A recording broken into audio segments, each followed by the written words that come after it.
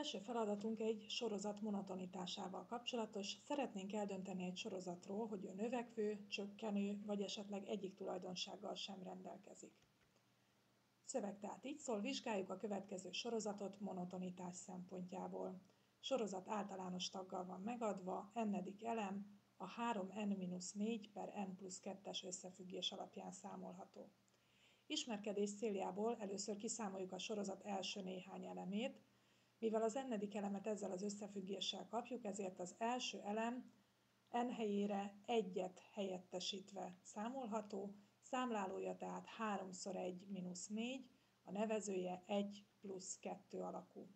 Vonjuk össze ezeket az értékeket, így a számlálóban 3 mínusz 4, vagyis mínusz 1-et, a nevezőben pedig 3-at kapunk, tehát a sorozat első eleme körülbelül mínusz 0,33.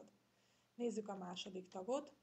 Második tagot n helyére 2 helyettesítésével kapjuk, tehát a számlálóba n helyére 2-t írva, 3x2 az 6, abból 4-et levonunk, így összesen 2, a nevezőbe szintén n helyére 2-t helyettesítve, 2 plusz 2 az 4. Sorozat második eleme tehát 0,5. Harmadik elemét ehhez hasonlóan n helyére 3-at írva, 3x3 mínusz 4, tehát 9 mínusz 4 az 5, a nevezője 3 plusz 2 szintén 5, a harmadik tagja tehát 1-jel egyenlő. Nézzük ezt a három tagot egy kis ábrán szemléltetve is. A vízszintes tengelyen a sorozat tagjainak sorszámát, első, második, harmadik elemet fogjuk szemléltetni, a függőleges tengelyen pedig a sorozat tagjainak értékét fogjuk ábrázolni. Első elemére tehát azt kaptuk, hogy mínusz 0,33, az ábrán ez így tüntethető fel. Második eleme 0,5 pozitív előjellel, tehát itt található, harmadik eleme plusz 1. Ha tovább vizsgáltuk volna a sorozatot, a következő néhány tagot is kiszámoltuk volna, és azokat ábrázoljuk, akkor a következő ábrát kaphattuk volna.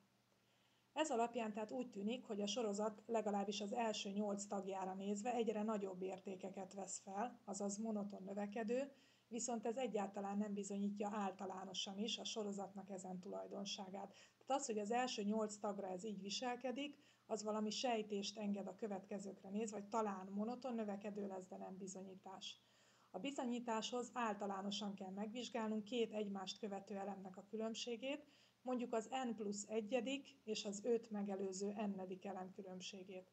Ha ez a különbség minden n-re pozitív, akkor az azt jelenti, hogy az n plusz 1. elem mindig nagyobb lesz, mint az n-edik, tehát a sorban később következő mindig nagyobb, mint az 5 megelőző, azaz egy monoton növekedésre fog utalni, ha pedig ez a különbség negatív, az azt jelenti, hogy az első tag mindig kisebb, mint a második, tehát a sorban később álló, az kisebb, mint az 5 megelőző tag, tehát ez egy monoton csökkenésre fog utalni.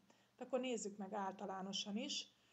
Az n-edik tagról ugye tudjuk, hogy az 3n-4 per n plusz 2 formába írható, az n plusz 1-et kellene meghatároznunk.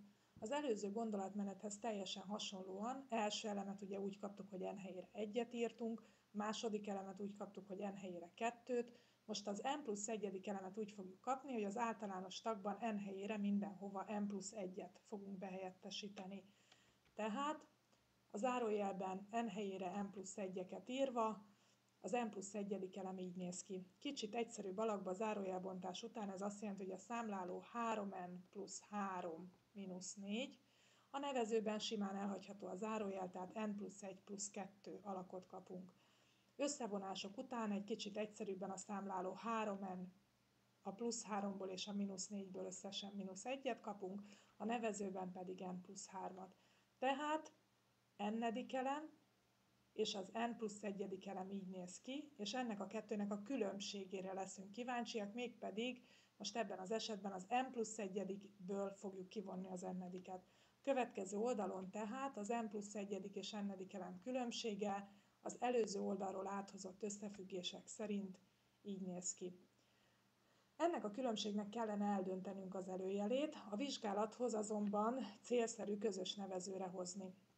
A közös nevező a két nevező szorzata, és mivel az első tört nevezője n plusz 3 volt, és az n plusz 2 szörösére növekedett, ezért a számlálóját is n plusz 2-vel fogjuk megszorozni. A második tört nevezője n plusz 2 volt, ehhez képest n plusz 3-szorosára növekedett, ezért a számlálóját is n plusz 3-mal szorozzuk. Ha ennek a törtnek az előjelére vagyunk kíváncsiak, akkor észrevehetjük, hogy a nevezőbeli szorzatnak nagyon örülhetünk, hiszen egy szorzat előjele könnyen eldönthető, semmi más nem kell tennünk, mint majd külön-külön megállapítjuk az egyes tényezőknek az előjelét, ebből a szorzat előjele is világos lesz. A számlálóban viszont egy különbség van, annak az előjele nem ilyen könnyen vizsgálható, ezért ott nem tudunk más tenni, mint szépen fölbontjuk a zárójelet, minden tagot minden taggal szorozgatunk. Először is a 3n-szer n-ből 3n négyzetent kapunk, a 3n-szer plusz 2-ből plusz 6n-et kapunk, a mínusz 1-szer n-ből mínusz n-et kapunk, és a mínusz 1-szer plusz 2-ből mínusz 2-t. Dolgozatírások során azt vettük észre, hogy ebből a mínusz előjelből nagyon sok számolási hiba adódik, ezért a gyakorlatlanabb számára azt ajánlanám, hogy ezt a mínusz előjelet egyelőre hagyja békén, csak végezze el itt a szorzást, szorzat eredményét tegye zárójelbe, majd egy következő lépésbe foglalkozhatunk ezzel a mínusz előjellel. Tehát a szorzás során 3n-szer n, az 3n négyzet, 3n-szer plusz 3, az plusz 9n, mínusz 4-szer n, az összesen mínusz 4n, és mínusz 4-szer plusz 3 az összesen mínusz 12. Következő lépésben figyelembe veszük ezt a mínusz előjelet is, és természetesen azok, akik kicsit nagyobb gyakorlattal rendelkeznek, akkor azok ezt a két lépést, a szorzást és az előjel figyelembevételét össze is vonhatják. Az előjel figyelembevétele annyit fog jelenteni, hogy az első 4 tag ugye változatlanul leírható, utána pedig a zárójelen belüli tagok mindegyikének megváltozik az előjele. Mínusz 3n négyzet, mínusz 9n, plusz 4n, plusz 12 lesz belőle. Hát vonjunk össze, amit lehet, nagyon sok minden van ide a számlálóba írva, például van egy plusz 3n négyzetünk és egy mínusz 3n négyzetünk, amik gyönyörűen kiejtik egymást, plusz 3n négyzet és a mínusz 3n négyzet, aztán van plusz 6n, mínusz n, ebből összesen plusz 5n, és ha tovább nézzük a sorunkat, akkor itt van egy mínusz 9n plusz 4n-es, összesen ez a két tag mínusz 5n. A kettőt, hogyha együtt figyeljük, plusz 5n, mínusz 5n, ezek is kiejtik egymást. Nem maradt más a számlálóban, mint itt egy mínusz 2-es konstans, és itt a sor végén egy plusz 12-es, együtt ez összesen plusz 10. A nevezővel semmit nem csináltunk, mert örültünk annak, hogy ott egy szorzatot találtunk. Ennek a törtnek szeretnénk eldönteni az előjelét, tehát ne felejtsük el, hogy az n plusz 1. és az n-edik elem különbségéből indultunk ki, és azt láttuk, hogy ez a különbség egyszerűbb alakba ilyen módon írható fel.